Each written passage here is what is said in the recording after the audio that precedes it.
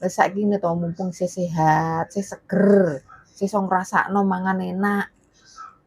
Tuku, kepengin mangan apa tuku, ora usah ditahan-tahan. Wong awake dhewe kerja rekoso ning kene kok arep mangan apa kok eman men. Malah milih sego sak bungkus $20.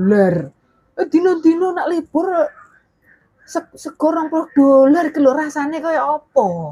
Awakmu ya butuh gizi, ngerti apa ora? Butuh vitamin. Ayo ngerti nak $20 kuwi ya enak vitamine, tapi kan rasane pahit, rasane ra enak ya beda to ya karo makanan sing rada larang sithik. Sing regane atusan ki beda. Sekali-kali kan ra apa-apa. Misal awakmu berhemat ya. Tuku sego tiap libur $20 ku ora apa-apa, $20 ora apa-apa, tapi sekali-kali nyenengke awake dhewe. Kepengin mangan enak, ya ayo tukulah.